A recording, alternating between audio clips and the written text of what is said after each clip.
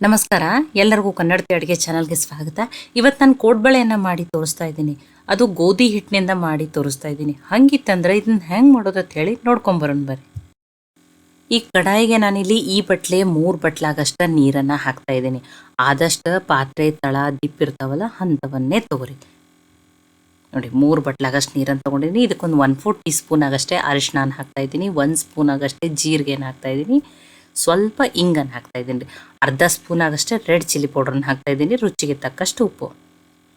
ನೋಡಿ 2 ಸ್ಪೂನ್ ಆಗಷ್ಟೇ ತುಪ್ಪ ಹಾಕ್ತಾ ಇದ್ದೀನಿ. ನೀವು ತುಪ್ಪ ಇಲ್ಲಾಂದ್ರೆ ಎಣ್ಣೆನೂ ಹಾಕ್ಕೋಬೋದು.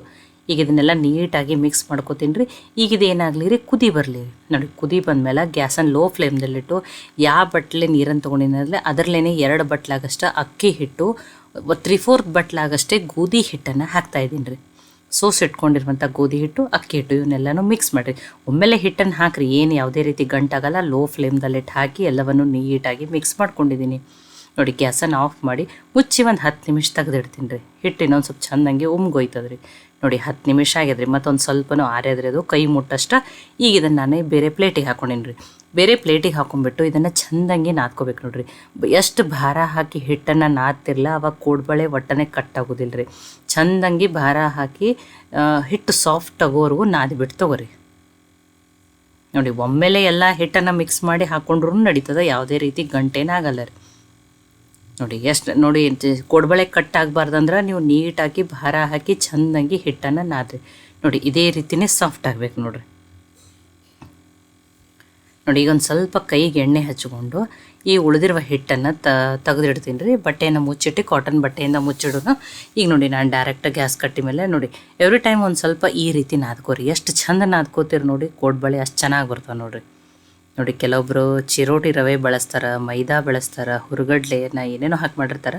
ನಾನು ತುಂಬ ಸಿಂಪಲ್ಲಾಗಿ ಮಾಡ್ತಾಯಿದ್ದೀನಿ ನೋಡಿರಿ. ತುಂಬಾ ಕ್ರಿಸ್ಪಿಯಾಗಿ ತುಂಬ ಚೆನ್ನಾಗಿ ಬರ್ತಾವೆ ರೀ. ನೋಡಿ ನೀವು ಎಷ್ಟು ಚಂದ ನಾದಿರ್ತಿರಲ್ಲ ಒಟ್ಟನೆ ನೋಡಿರಿ ಆ ಹಿಟ್ಟು ಕಟ್ಟಾಗಲ್ಲ ರೀ. ಇಷ್ಟು ಚೆನ್ನಾಗಿ ಬರ್ತಾವೆ ನೋಡಿರಿ. ನೋಡಿ ಈ ರೀತಿ ಮಾಡಿಕೊಂಡು ನಾನು ಸಣ್ಣ ಸಣ್ಣ ಪುಟ್ಟ ಕೋಡ್ಬಳೆಗಳನ್ನ ಮಾಡ್ಕೋತೀನಿ ನೋಡಿರಿ. ನೋಡಿ ತುಂಬ ಸಿಂಪಲ್ ಅದ ರೀ. ನೋಡಿ ಮೈದಾ ಬಳಸ್ತೀನಿ, ಗೋಧಿ ಹಿಟ್ಟಿನಿಂದ ಹೆಲ್ದಿಯಾಗಿ ಮಾಡಿದ್ದೀನಿ ನಾನು. ಕೆಲವರು ಚಿರೋಟಿ ರವೆ ಏನೂ ಹಾಕಿಲ್ಲ, ಅಕ್ಕಿ ಹಿಟ್ಟು 3/4 ಬಟ್ಲಾಗಷ್ಟೇ ಗೋಧಿ ಹಿಟ್ಟನ್ನು ನೋಡಿ ಒಂದು 4 ಮಾಡಿ ತೋರಿಸಿದ್ದೀನಿ. ಇನ್ನೊಂದು ಸ್ವಲ್ಪನೂ ಮಾಡಿ ತೋರಿಸ್ತೀನಿ ನೋಡಿರಿ. ಹಿಟ್ಟು ನಾದೋದನ್ನೇ ಇದ್ರೊಳಗೆ ಮೇನ್ ಅದು ನೋಡಿರಿ. ನೀವು ಎಷ್ಟು ಭಾರಾಗಿ ಚೆನ್ನಾಗಿ ನಾದ್ತಿರಲ್ಲ ಅಷ್ಟು ಯಾವುದೇ ರೀತಿ ಕೋಡ್ಬಳೆ ಕಟ್ಟಾಗೋದಿಲ್ಲ, ತುಂಬಾ ಚೆನ್ನಾಗಿ ಬರ್ತಾವೆ ನೋಡಿರಿ. ನೋಡಿ 4 ಮಾಡಿ ಇಟ್ಟಿದ್ದೀನಿ. ಈಗ ಸೈಡಿಗೆ ಇಡ್ತೀನಿ.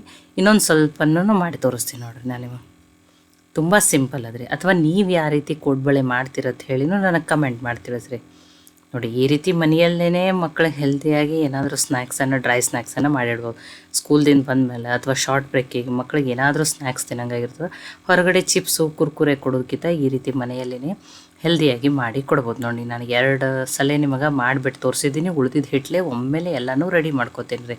ನೋಡಿ ಎಷ್ಟು ಚೆನ್ನಾಗಿ ಬಂದಾವೆ ನೋಡಿರಿ, ಯಾವುದೇ ರೀತಿಯೂ ಕಟ್ಟಾಗಿಲ್ಲ.